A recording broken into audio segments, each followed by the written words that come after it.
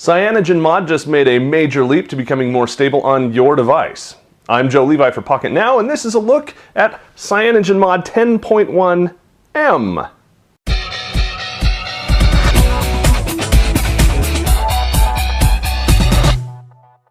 Before we take a look at the device itself, which happens to be a Nexus 10 running the latest M version of the software, let's talk about what exactly that means.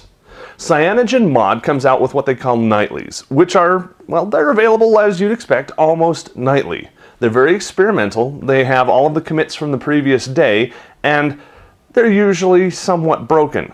However, compared to previous CyanogenMod versions like 6 and 7, CyanogenMod 10 point something ROMs have always been very, very stable, at least in my experience.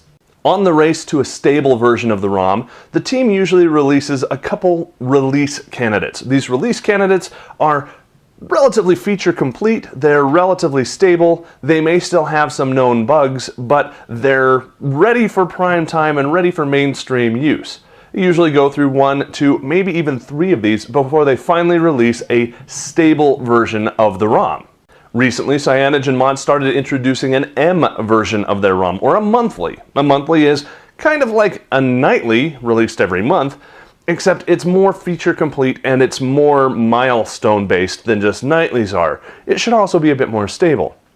That having been said, it's also clearly labeled as experimental and kind of use at your own risk, like the nightlies are. What's inside the latest monthly build of CyanogenMod 10.1? Let's take a look at that right now.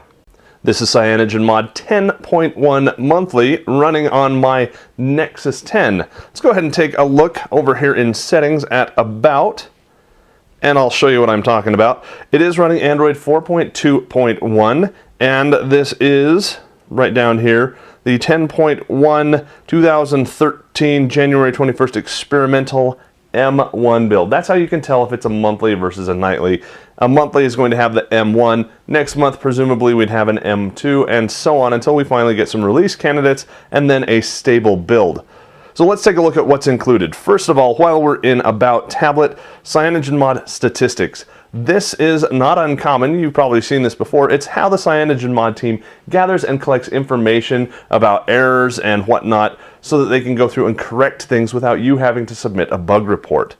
When there is a bug found and fixed, they will roll that out into a new version, and that you can apply over here in CyanogenMod Updates. This is relatively new to 10.1. You don't need ROM Manager anymore to download and install custom ROMs. This will even update you when there's a new version available, and you can select what kind of update type you want, whether that's all versions stable only, all versions including nightly, or just new versions. So very quick, very easy. It uses Clockwork Mod Recovery and some other compatible ROMs, recovery ROMs rather, to apply these different versions that you download and install, and it's really quick and easy. You can tell which version you're running by the little SID guy over here waving at you. If you have one that you've downloaded, you'll have a little downloaded icon, and if there's one yet for you, you'll have a download icon over on the side. Since these are monthlies, we just have the one.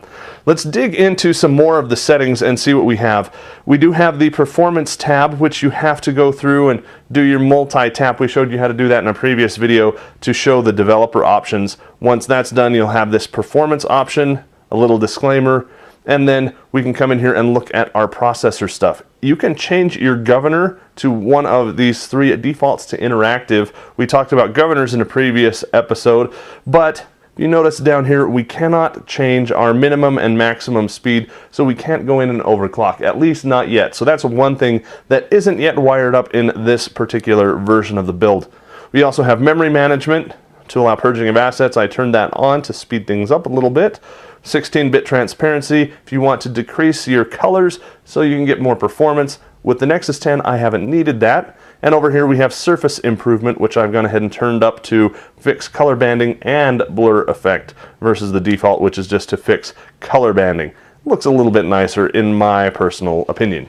Moving up a little bit, we have profiles that you can set. These are profiles, for lack of a better word. They're groups of settings that you can apply to different areas. Home, night, silent, work, car, the game, church, whatever the case may be, you can come in and change the settings to turn on and off mobile data, turn on and off Wi-Fi, turn your volume up, down, or off entirely. Very nice, and you can write those to an NFC tag, so you can just tap your device to the NFC tag to toggle between those.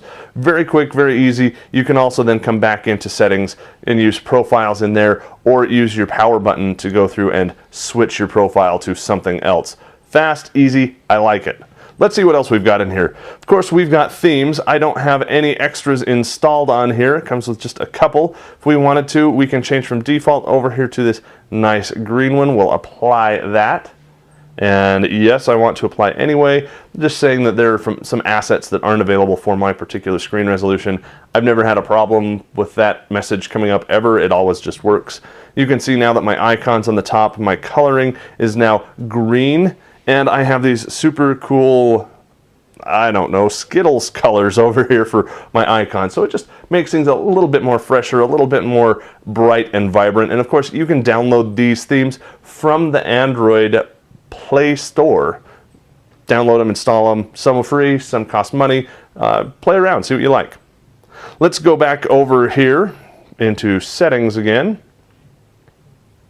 And once we are in settings, we just looked at themes. Let's look at system. In system, we can change the status bar, and I don't have time in this video to go into each one of these, but I want to highlight what you can do. You can change stuff in the status bar. You can change stuff in your quick settings panel. That's that guy right over there. You can change your notifications drawer, your power menu, even your clock widget, so you can change all kinds of cool stuff in there. Notification bar and the notification light if you want that on, off, or customized to some specific value. Really cool there. You can customize your lock screen, of course. And then this is if you are using the Trebuchet launcher, which comes stock in all CyanogenMod builds, or official CyanogenMod builds. You can come in and change all of this stuff. That's an entirely different video. I love Trebuchet. It's super fast, not terribly customizable as far as what you can do. You've got some cool rotation stuff and transitions that you can do. You can see how I've got that one set to kind of rotate and tumble in and out. So really fun. I like that. And you know, Trebuchet just does everything that I need it to, and it's wonderful. If you want a third-party launcher, go ahead and throw Nova Launcher on there, or one of the others that we've shown you in our Launcher Wars series. They're great. But that's a quick look at what we've got in CyanogenMod 10.1M. The M stands for monthly. If you have questions or comments, head over to PocketNow.com and you can ask us those in the comments over there. If you liked what you saw here, make sure you give the video a thumbs up or tell your friends about it on Facebook or Twitter. For Pocket Now, showing off CyanogenMod 10.1, I'm Joe Levi. Thanks for watching.